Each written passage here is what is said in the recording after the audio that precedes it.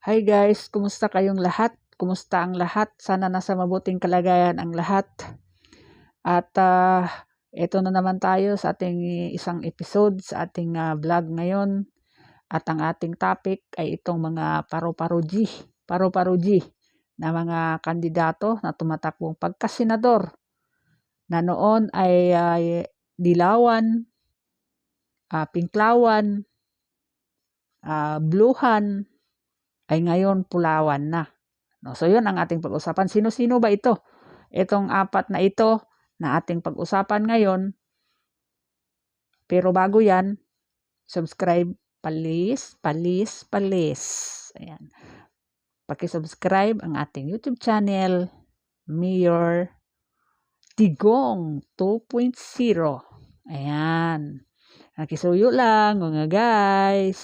Ayan. So, pag-usapan na natin yung ating unang politiko na butterfly. Hehehe. No, ito si Bam Aquino, na inuduro na ito noong 2019. 2022, ewan ko, tumakbo ba tong mga to? No? Wala, hindi na sila nanalo. Dahil nga, wala na. Hindi na sikat. Mga artista nga nalalaos. Politiko pa ba hindi? Di ba? Nalalaos nga yung mga sikat na mga ano dyan. Mga sikat noon na mga artista. Nalalaos nga. Politiko pa. Lalo na pag politiko ka na pulpul, walang ginawa, kundi mangurakot, magnakaw, kung ano-ano pa, magpapayaman, pupunuin yung kanilang bulsa, kawat dito, kawat doon, di ba? Yung mga pera hahakutin, ilagay doon sa ibang bansa, di ba? Mga politiko, wala Hindi na ano ang mga tao ngayon. Ang mga botante ngayon, ano na, ayaw nang magpabudol, di ba? Ayaw nang magpabudol. So, noong 2019, na 8 diretso nga yung 8 na liberal. Di ba? Liberal party ito si Bam Aquino Di ba? Basta mga Aquino, liberal yan. So, noon, ang magkaaway talaga is Marcos Aquino. No, sila talaga yun, magkaaway talaga yun. Di ba? Pero, sa politika kasi, kaaway mo siya ngayon, bukas, kaibigan mo na. Ganon ang mga politiko. At saka ang sakit ng mga politiko sa Pilipinas, palipat-lipat, parang mga butterfly, no? Palipat-lipat. Kung saan yun merong masarap at matamis na sipsipin, doon sila. Yun ang tinatawag na butterfly. High fly butterfly. Di ba? May kanta na ganun. Kasi, di ba, magkaaway talaga itong mga Aquino. Di ba? Pero, ngayon, kita mo, si Bam Aquino at si Bongbong Marcos, magkaibigan na. Dahil nga, dumikit sila sa administrasyon dahil eleksyon. Di ba? Eleksyon. Manggagamit din itong mga dilawan na ito. Manggagamit din.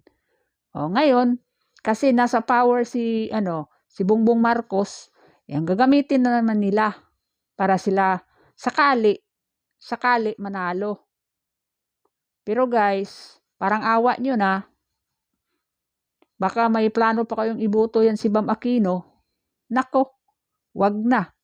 Wag na ninyong ibalik yung mga tai, no? Yung mga tai sa lipunan. Wag na ninyo yang iboto. Diyos ko. Pero yung mga loyal talaga sa mga dilawan, buboto pa rin yan. Iwan ko to sa mga dilawan. No? Alam naman nila na ano ito. Walang ewan ko anong mga nagawa nito nung panahon nila. Wala naman nangyari sa Pilipinas. Yung mga proyekto ng presidente na lang nasa ibang planeta na. Marami din yung kapalpakan. Parang si Bongbong Marcos din yun. Mas sobra pa nga ngayon si Bongbong Marcos eh. Di ba? Oh, ganun. Kaya, pumili at bumoto ng maayos. Sabi nga, be wise. No? Vote wise. Sa eleksyon. Huwag na kayong magpabudol. Huwag na kayong magpabudol sa ayuda. Yung mga ayuda sa AKAP, AX, ano pa yan, tupad, tingog. Huwag na kayong magpadala dyan.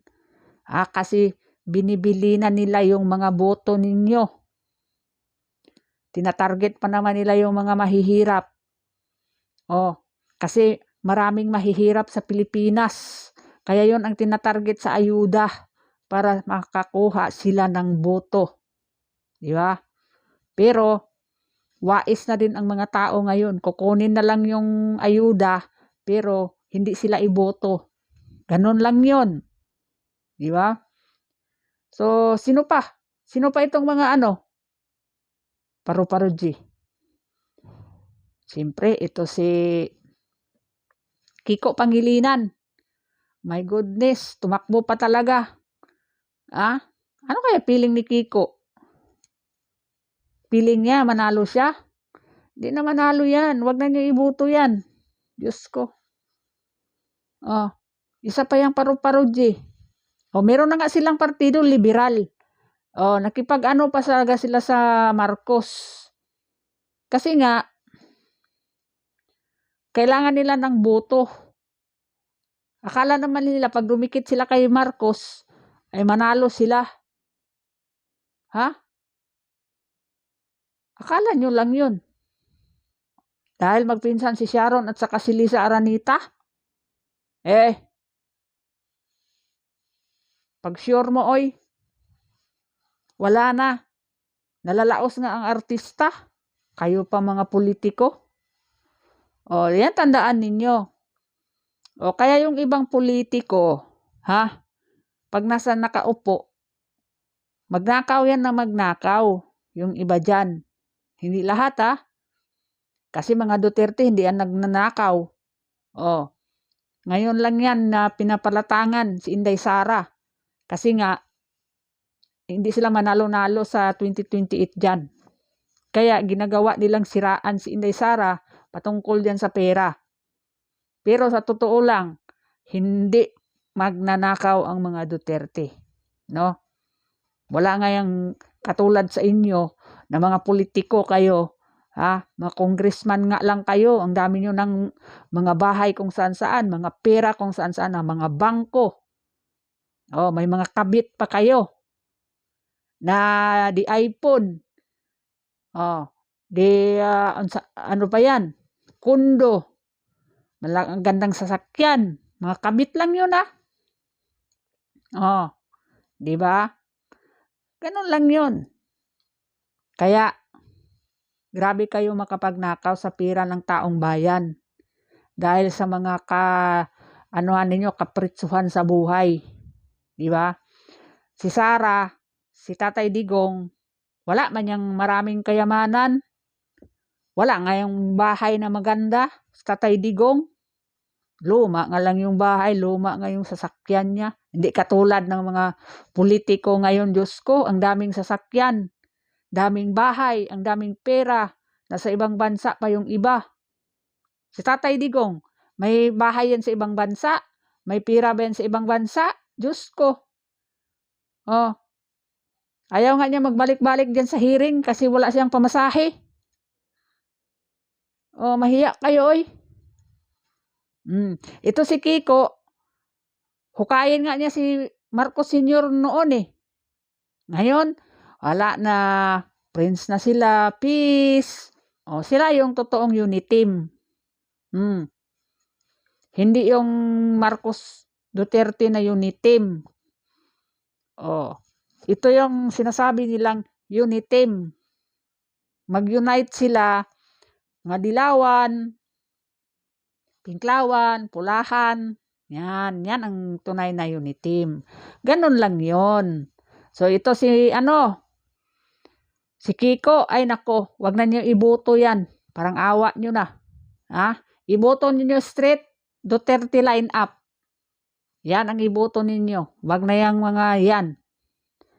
Ito, si Manny Pacquiao. Ito si Manny Pacquiao, kaya naman niya manalo. Kaya niya manalo sa sarili lang niya, mag-independent siya. Kaya niya. Marami naman yung pera. Tsaka sikat naman si Manny Pacquiao. Di ba? Pero, ganyan talaga ang politika. Kung saan yung maraming pera at saka merong kapangyarihan, doon talaga sila. Oh, di ba? Para makasakali naman si Manny siguro na makakuha sila ng boto sa mga loyalista. Yun lang naman target nila loyalista. Pero mga kababayan, ang loyalista hindi ganun karami. Hindi nga nila kaya ipanalo si Bongbong Marcos nung naglaban-laban sila ni Leni Robredo. Oh. Kung hindi nga yan dumikit kay Inday Sara, hindi man mapanalo ng mga loyalista yan. Tapos ang yabang-yabang nila, ang yabang-yabang ninyo, mga loyalista kayo. Hindi nga nyo kaya magpapanalo ng kandidato nyo. Kung hindi katandim ay popular. Oh. Di ba? Siyempre, ang taas ng trust rating ni Tatay Digong bago bumaba.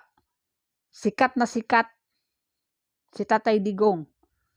Kaya si Sara humatak talaga. Humatak siya ng sa tao. Kasi maganda yung performance ng kanyang tatay. Saan ka makita bumaba na 80% pa rin yung trust rating, approval rating. Gusto pa rin siya ng tao. Kaya yung ng tao na doon napunta kay Sara. Ayaw ng tao na mawala yung ng Duterte, yung pamumuno. Gusto nga ng mga tao noon magiging presidente. Kaso lang hindi siya tumakbo. Ayaw nga niya tumakbo sa ng pagka-busy. Gusto lang niya magbalik pagka-mayor. Kaso lang, ito ngang sabi, nakipag-usap si Aimee na mag-busy kay Bongbong Marcos. Kaya yun. Ngayon, ang unity ay ang dilawan, pulawan, pinklawan. Yun. So, ikaw, Manny, sige, patuloy mo lang. Padayon lang na, boss. Manalo ito si Manny sa Mindanao. Malakas ito sa Mindanao si Manny. No? Sa Luzon, Visayas, makakuha pa rin yan ng boto si Manny Pacquiao. Sa tingin ko manalo naman to si Manny Pacquiao. Di ba? Sa tingin ko lang. Kung hindi ito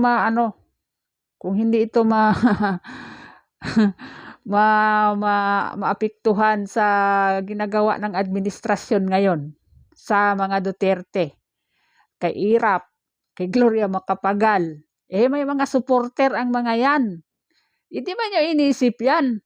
Kahit mga dating Pangulo na yan, may mga supporter pa rin yan. May mga loyal pa rin yan dyan. Kahit si Irap Estrada na patalsik yan, may supporter pa rin yan. Si Gloria Macapagal Arroyo, malakas pa rin sa tao. Lalong-lalo na si Tatay Digong. Si Vice President Sara. Sana sila kukuha ng butante. Yung administrasyon. Sa mga kasimbahanan, sa mga relihiyon, Diyos ko, sa QGC, walang makuhang mga boto yung mga yan. Kaya tagilid talaga, tagilid ang kandidato ni Bongbong Marcos ngayon. Tagilid. Tagilid talaga. Sa akin lang yun tagilid. Kung sabi sa iba, takilid. Takilid. Tagilid. Ang kanyang mga kandidato. Kasi sa QGC, Wala silang makuhang boto sa Iglesia ni Cristo. Wala na silang boto makukuha dyan dahil dyan sa pag-ano nila kay Marcoleta. Oh, sa ibang mga relihiyon, yung mga ibang sikta na katulad mga Baptist, mga Full Gospel, mga Sabadista, mga born again, mas bubuto yan sila kay Pastor Kibuloy. Oh, niwala kayo. Ang makukuha na lang boto ng administrasyon, Katoliko. Pero 1/4 lang siguro sa Katoliko. Kasi hindi naman lahat ng Katoliko ay loyalista. Si Inday Sara, Katoliko man yan sila. Oh, nako, iwan ko na lang talaga. Tagilid ang mga kandidato ni Bongbong Marcos. Dito tayo kay Tolentino. Ito, PDP laban talaga ito. Si Manny Pacquiao, PDP laban man yan. Kaso lang nga, dahil dun sa pag nahati yung PDP, doon siya sa ni Coco. Hindi sila nanalo. Ang nanalo ang kay Tatay Digong. Ayaw niya sumama sa kay Tatay Digong. Maganda sana kung nagsama sila kasi pareho sila taga Mindanao. Pero wala may kasariling mundo si Manny Pacquiao. Mataas din ang ego. Iwan lang natin ano yung mga problema. So wala. So ngayon doon siya kay Bongbong Marcos dumikit. Yun lang yun. 'Di ba? Paano yung mga supporter ng Tatay Digong? Hindi yan bubuto diyan kay Manny. 'Di ba? Siyempre, ang i-priority talaga ng PDP laban, mga supporter ng PDP laban ay ang kandidato ni Tatay Digong. 'Di ba? So yun lang guys. Ito si Tolentino, PDP laban man sana ito, kasama man ni Tatay Digong. Kaso lang, fly, butterfly nga, wala Wala tayong magawa. Kaya yun, doon na siya ngayon sa kay Marcos. 'Di ba? Alam niyo sa akin naman, kahit anong partido, kung okay naman yung kandidato, okay naman yung politiko, yun ang iboto nyo. 'Di ba? Wala naman yan sa partido Pero wala yung mga dilawan, pinklawan, wala na talaga ng partido na yan. Mga lalo na yung mga politiko, wala. Wala na yan. Malakas. Ang malakas talaga ngayon ang kandidato ni Tatay Digong. Maniwala kayo. Yun na ngayon ang malakas. Kasi sa ginagawa nila ngayon sa mga Duterte, lalong nagagalit ang mga tao. Sa ginawa nila sa mga budget, sa mga ng Pilipinas, ay pagkaltas nila ng mga budget, lalo na sa education na pinaka-importante dahil marami pa tayong mga eskwelahan na nasa liblib na lugar na wala ngang mga atip, walang dingding, lalo na sa mga katutubo. Hindi nga nakita ng mga administrasyon yan. Tapos kinaltasan pa yung sa education. Paano na kung may maglindol na naman? May masisira na naman na mga paaralan. Ano na ang gagastusin pang paayos? 'Di ba? Kasi ginakaltasan nila kasi idagdag nila doon sa kanilang mga ayuda para makakuha at makabili sila ng boto, para iboto sila ng mga tao. Naku! Kasi hindi talaga kayo manalo-nalo kung hindi kayo magbili ng boto at hindi kayo manggaya. Ganon. Kaya ninyo talaga yung pera. Kasi ang tingin ninyo talaga sa mga tao, mukhang pera. Lalo-lalo na sa mga mahihirap. Pero wag kayo. Wais ng mga tao ngayon. Hindi rin kayo iboto. Kahit bigyan pa ninyo yan ng maraming pera. Hindi na yan ibuboto kayo. Kasi alam na ng mga tao ano ang mga kalidad ninyo. Sige kayo bigay ng ayuda. Pagdating mamaya, makaupo kayo, mas lalo pa kayong magnakaw ng pera ng taong bayan. Wala na. Lulubog tayo. Lulubog lalo tayo. 'Di ba? So, Yun lang guys. Kayong pagboto ninyo, kayong eleksyon, ayusin ninyo pagboto. Ayusin ninyo lalong-lalo na sa party list. Yung mga Ako Bicol, yung mga One Rider, party list, wag na nyo iboto yan. Yun ang topic ko doon sa aking isang channel, yung One Rider party list na yan. Wag na nyo iboto yan. Wala man. Yung number 1 nominee dyan, putragis. Sinisira si Sara. Di naman niya trabaho yan. So hanggang dito na lang guys. Maraming salamat sa inyo and God bless you all. Vote wisely.